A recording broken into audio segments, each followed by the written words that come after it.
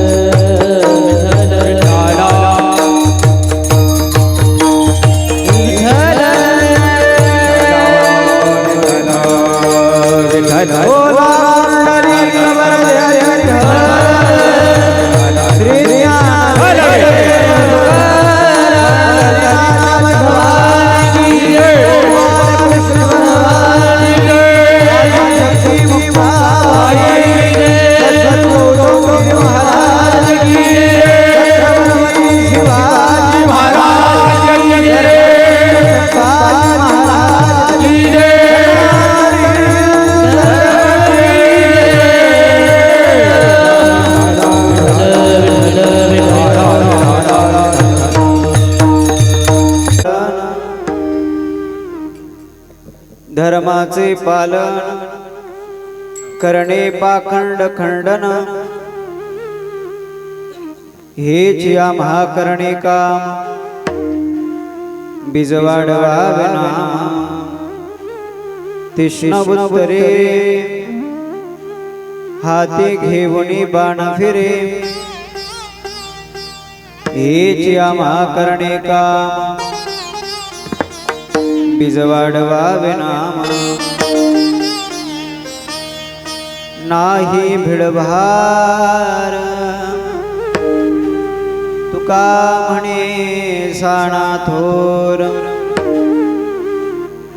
हेच या महाकरणे को प्रथम नमन पांडुरंगा करू प्रथम नमन पांडुरंगा करू प्रथम नमन पांडुरंगा करू प्रथम नमन दुसरे चरण संताचिया दुसरे चरण संताचिया दुसरे चरण संताचिया कृपा दाने कटेचा विस्तार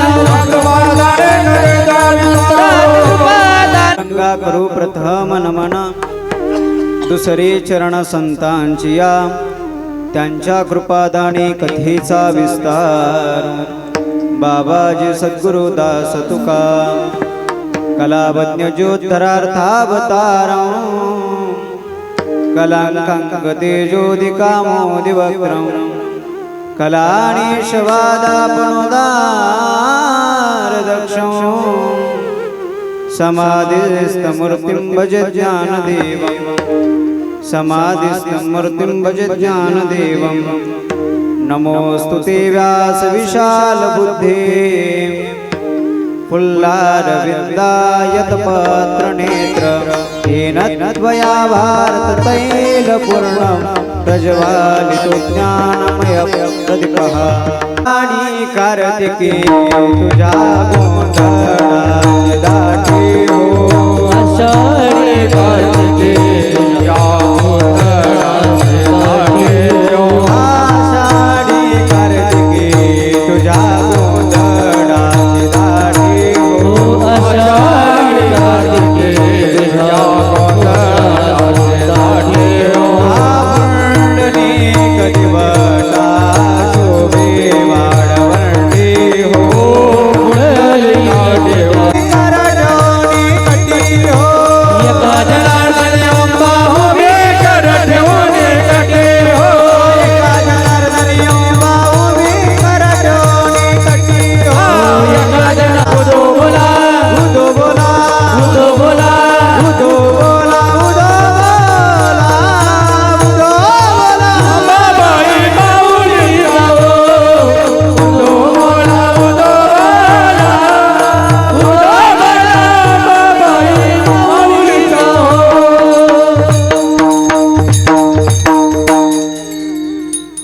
धर्माचे पालन करणे पाखंड खंडन हेच या महाकरणे काम बीज वाढवावे नाम प्रस्तुत प्राप्त स्थळी प्राप्त प्रसंगी कीर्तन निरूपणासाठी निवडलेला अभंग देहूचे सुप्रसिद्ध साधू वैराग्याचे महामेरू वारकरी संप्रदायाच्या कलेशस्थानी विराजित असलेले देहू निवासी श्रीमंत तुकाराम महाराज कोण तुकाराम महाराज अशी जर ओळख या महाराष्ट्राच्या मातीला आणि या महाराष्ट्राच्या मातीवर जीवन जगणाऱ्या माणसांना जर करून द्यायची म्हटल्यावर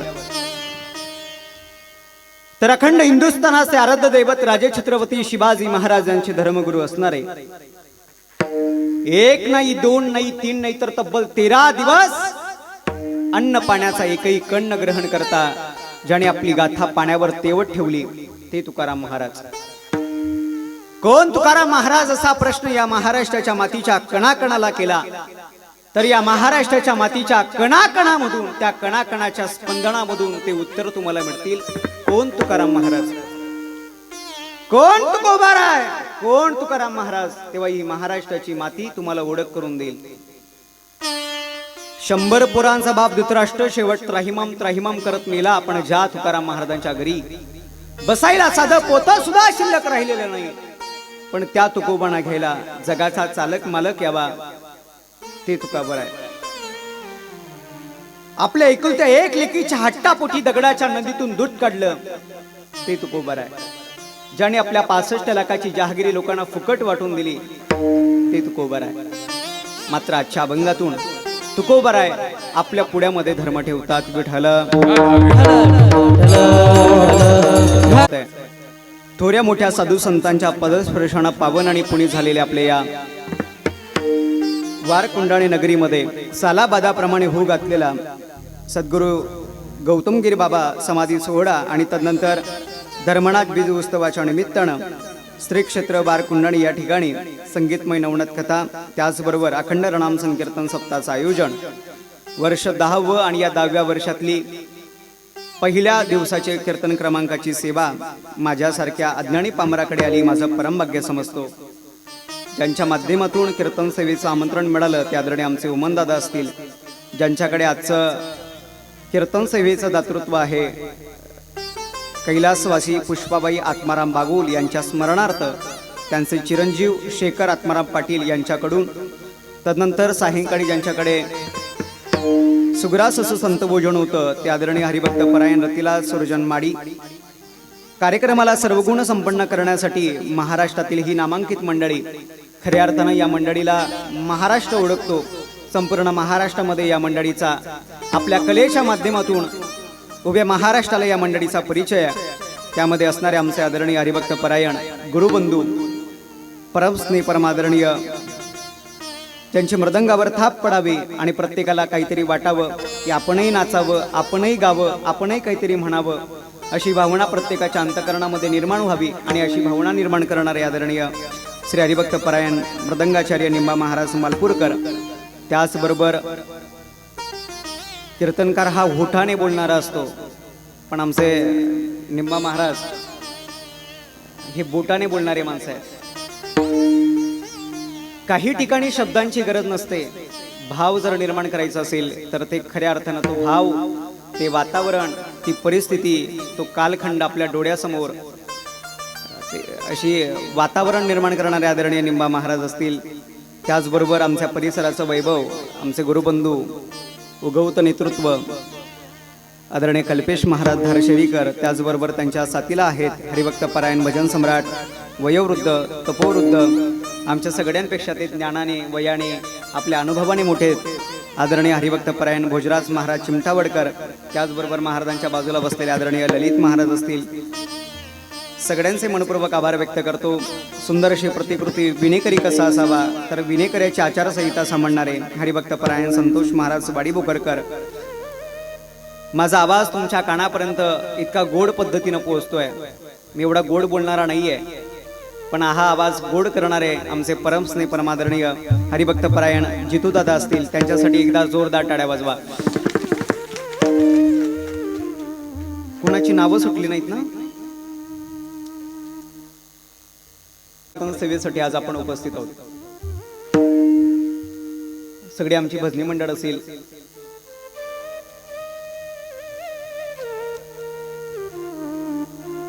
बाबांच्या समाधी सोहळ्याच्या निमित्तानं कीर्तन सप्ताहाचं आयोजन आहे आपलं. आपण ज्या पर्व काळावर सप्ताह करतोय त्या पर्व काळाला काय म्हणतात? धर्मनाथ बीज. हे दोघेही शब्द आपल्या अभंगात आहेत. एक धर्मही आहे आणि बीजही आहे. त्याचं थोडं विश्लेषण आपण अभंगाच्या माध्यमातून करणार आहोत. विनोदाची अपेक्षा ठेवू नका, कारण विरोध करणारे दुसरे दिनेश महाराज तुमच्या भेटीला येणार आहेत. मी हा दिनेश महाराज नाही.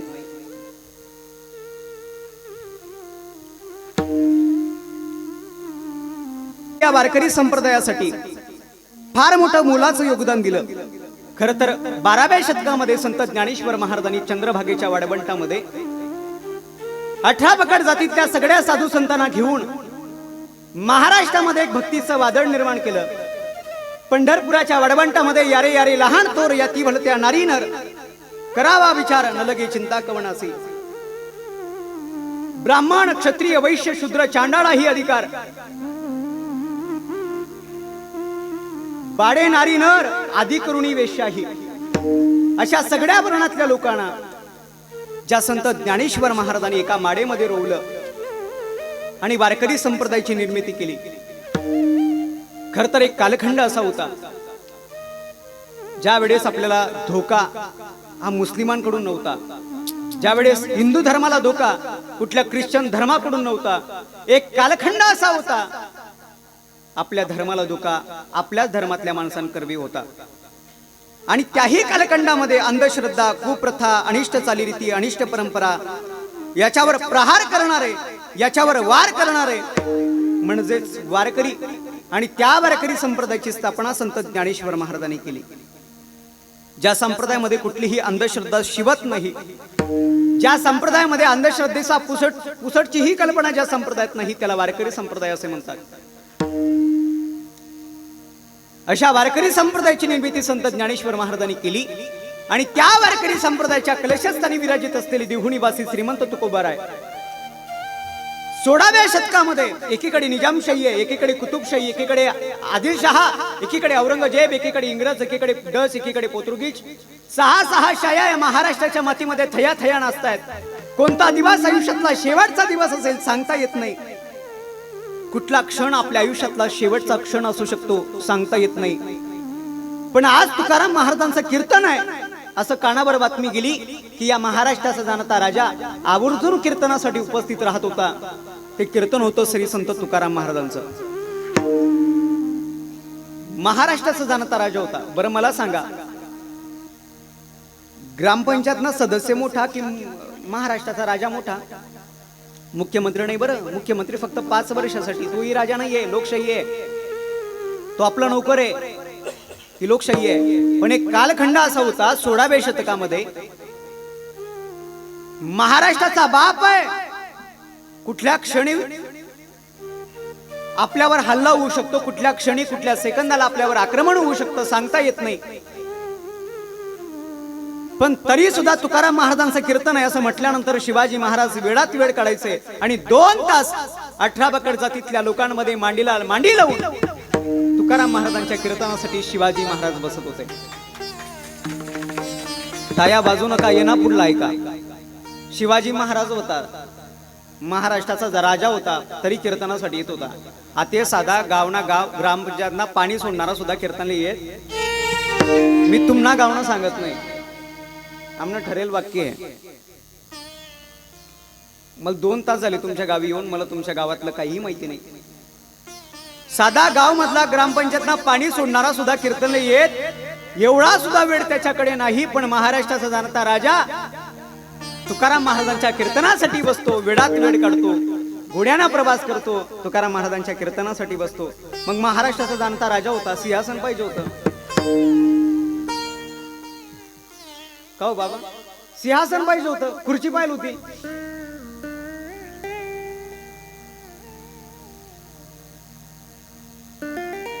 बरं, शिवाजी राजा तुकाराम महाराजांचं कीर्तन ऐकतोय, तेवढी ताकद तुकाराम महाराजांच्या कीर्तनामध्ये असावी, तेवढी वैचारिकता तुकाराम महाराजांच्या कीर्तनामध्ये असावी, आणि तेवढी वैचारिक श्रीमंती तुकाराम महाराजांच्या कीर्तनामध्ये असावी. आम्हा गरिधन शब्दांचीच रत्ने, शब्दांचीच शस्त्रे यत्ने करू, शब्दची आमच्या जीवीची जीवन, शब्द वाटू धन जन लोका, तुका म्हणे पहा शब्दची हा देव, शब्दची गौरव करू पूजा.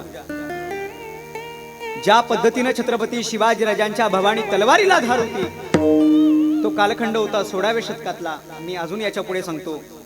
16व्या शतकामध्ये त्या छत्रपती शिवाजी राजांनी 6 शाया ज्या महाराष्ट्राच्या मातीमध्ये तुडवल्या, त्या भवानी तलवारीला जेवढी धार होती तेवढीच धार 16व्या शतकामध्ये एका महामानवाच्या, एका महापुरुषाच्या लेखणीला होती, आणि ती लेखणी होती तुकाराम महाराजांची.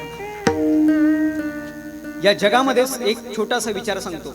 सगळ्यात जास्त धार कशाला आहे? लेखणीला आहे. तुमच्या विचारांना सगळ्यात जास्त धार आहे.